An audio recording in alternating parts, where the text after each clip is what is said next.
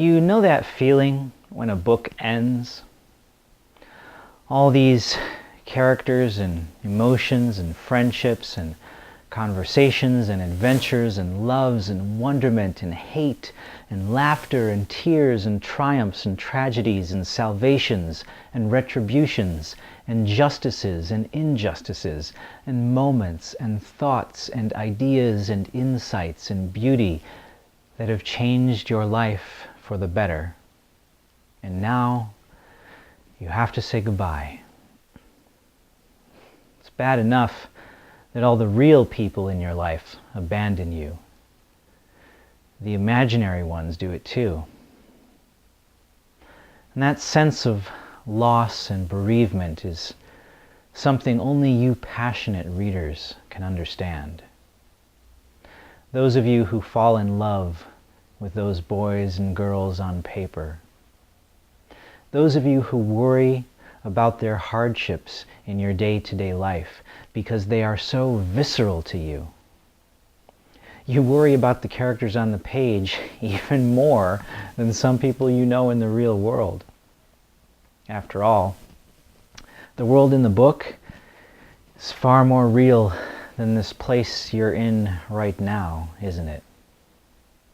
This world is the dream. The book becomes your reality. When I began to write my first duology, The Vampire Noctuaries, in 1993, I had already known the characters for 2 years. They wouldn't leave me alone. They kept on talking, kept on showing me things. I couldn't get them out of my head. Anytime something in my real life reminded the characters of something, they were sure to start speaking up again. Next thing I knew, I was daydreaming about them all the time. And by the time I finished writing the first book, The Gothic Rainbow, I knew them intimately. They were more than friends. They had become a part of my psyche, part of the fabric of who I am.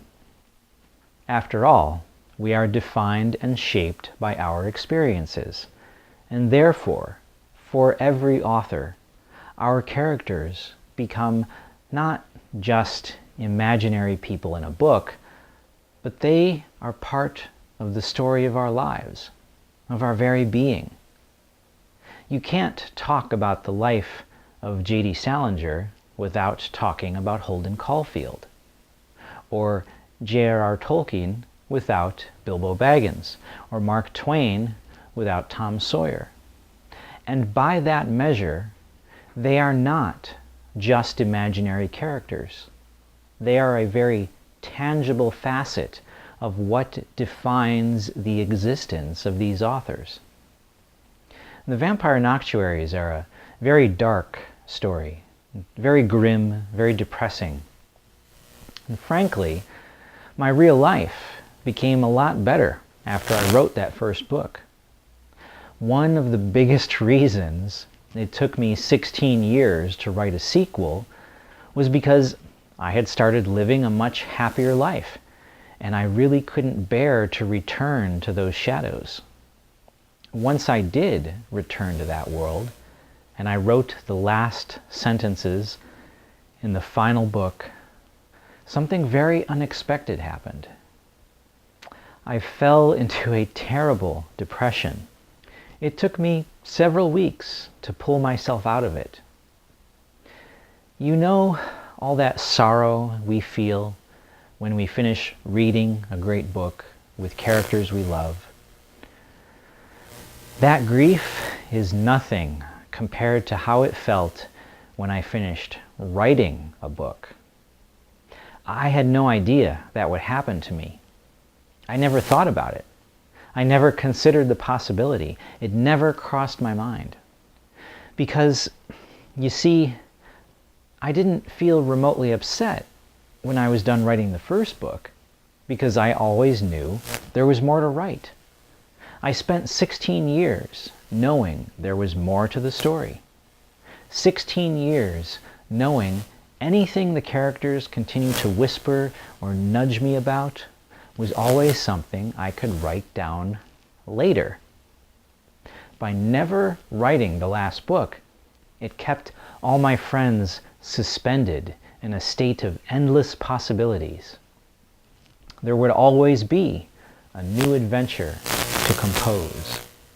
Once I completed writing Anund's Maelstrom Festival, all the possibilities had been exhausted. There was nothing left. My friends were gone. I could hear their voices no more. Never did I imagine I could miss imaginary characters so much. I've lost flesh and blood friends in my life that I didn't lament losing half as much as these fictional people. I know many people would think that weird or strange, but it's really not at all. As human beings, we don't really fall in love with people. We think we do, but we don't. We don't fall in love with a physical being. We fall in love with personalities. We don't fall in love with what a person is, we fall in love with who they are. Their spirit, their passion, their outlook on life, their dreams, their hopes, their humor. I'm not implying a physical presence is irrelevant. Obviously, there's certainly a desire and a need for physical attraction and interaction and intimacy. And don't mistake my sentiments for pragmatic nobility. I'm a shallow bastard just like everyone else. And it's a lot easier to fall in love with a girl when she looks like Ali Michalka instead of Keith Richards. My point is that falling in love is more than just a physical connection. After all, when a loved one dies, we don't stop loving them just because their physical body is gone, right? We continue to love people who no longer exist. Their emotional connection remains. And that is what we fall in love with. How they make us feel when we're around them. Their presence in our lives changes us forever. And our feelings for them don't vanish just because we can't touch them or hear them talk to us. How are fictional characters any different from a deceased loved one? You still think it's crazy to fall in love with imaginary characters you never met? Look at how many people fall in love over the internet without ever meeting face to face. Messages and emails and phone calls are enough to get to know a personality, to discover all the parts of a soul that are lovable. Now, keep in mind, these kinds of love affairs existed decades before the internet was even invented. Before the internet, generations ago, people would exchange handwritten letters and fall in love with pen pals all over the world. In fact, in my personal life, not in a book or anything, I know a married couple who met and fell in love as pen pals.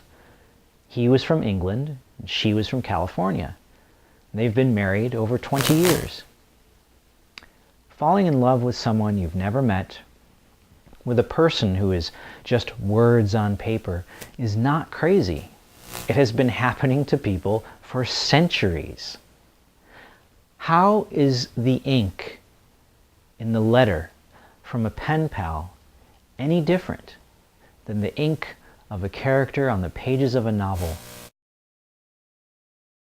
Fictional characters have passions and opinions and dreams and hopes and humor and beauty just like real human beings. In fact, fictional characters have everything a real human being has except a physical body.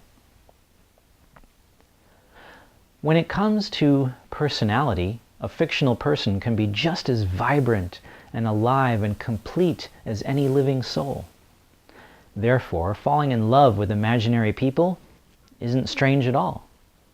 In fact, developing feelings for imaginary people might be even easier, because we are often exposed to their deepest thoughts and secret feelings. We get glimpses into their psyche that we never experience with people in the physical world. With imaginary characters, we get to know who they truly are, with no lies, no pretense, no betrayal. Even their imperfections and flaws are everything we dream them to be. There was a time when a girl I was dating finished reading The Gothic Rainbow. She told me that she felt sorry for the character of Haley.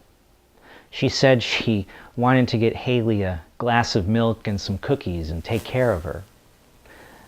I replied, "You know she's me, don't you?" "What?" the girl said. "As an author, every character in a book filters through the prism of the writer. Haley is largely based upon many girls I've known, but there's also a little bit of me inside of her. You do realize that, don't you?" The girlfriend didn't really say much of anything in response because she was horribly inarticulate and about as expressive as a plate of lima beans. Nevertheless, I think perhaps she began to understand what I've been trying to convey in this entire commentary.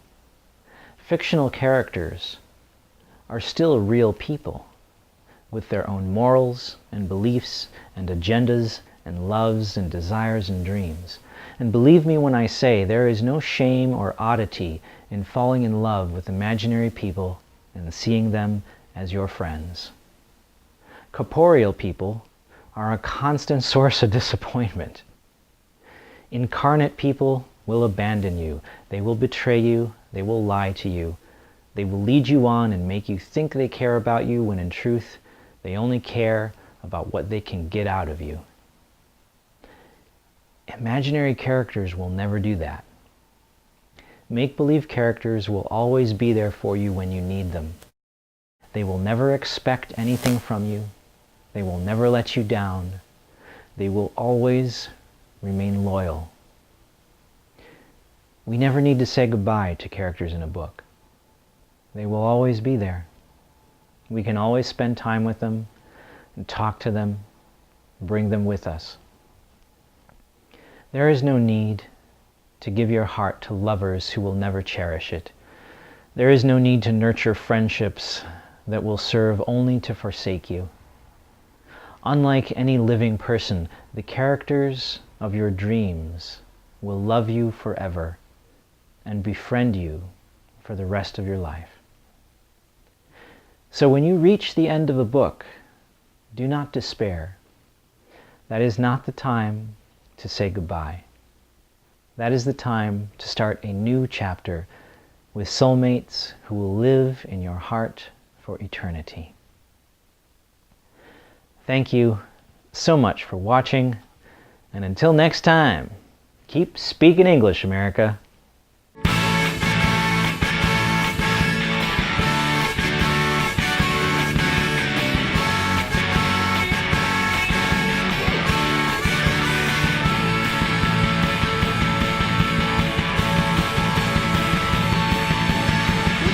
American English.